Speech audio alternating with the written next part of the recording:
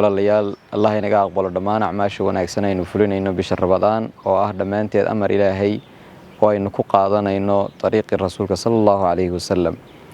walaalayaal waanada iyo wax isu sheega qofka muslimka ah waa u quud kamana maarmo waqti kasto la joogo, xilli kasto la joogo iyo zaman kasto la joogo.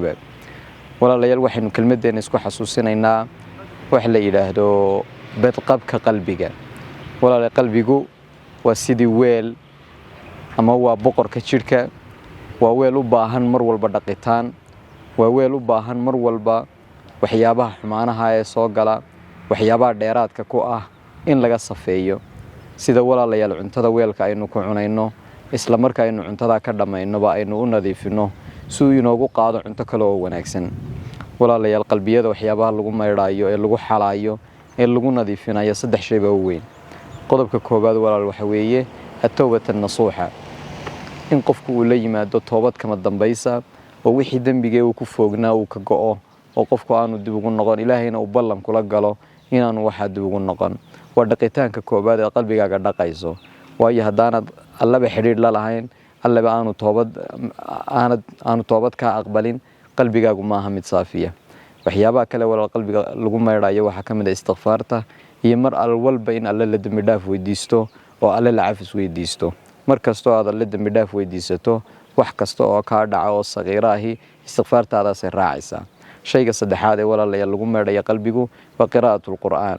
ma jiro shay ka maydhis badan qalbiga ama qalbiga uga xalis badan inaad qur'aan ku xasho qalbigaaga. waa xiriir toos oo aad Ilaahay la yeelanayso markaad qur'aanka akhriyayso, qalbigaaguna saafi buu noqonayaa.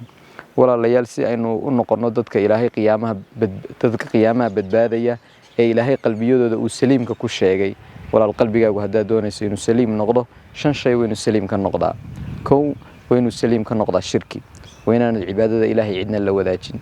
waxaana ugu yar oo ugu sahlan oo uguna daran inaad riyaa camalkaaga la timaado. Ilaahay maad noqonin qof Ilaahay saliim waa qalbigiisu, waayo shirki baad la timi kiisa khafiga. walaalayaal waxyaabaha kale qalbiga saliim ka dhigaya as-salaamatu min al-bid'a weey. waxyaabaha diinta dheeraadka kuwa inuu qalbigaagu saliim ka noqdo oo uu nadiif ka noqdo. waxa kale oo kamid ah waxyaabaha qalbigu saliim ku noqonayo as-salaamatu min al-macaasi, inaad macaasida iyo dambiyada iyo gabadfalada bil Ramadaan iyo la jirkeedba inaad maxay ka fogaato. qodobka afraad as-salaamatu min ash-shahawaat, waxyaabaha naftu jeceshahay qalbigaagu waa inuu saliim ka yahay oo nadiif ka yahay.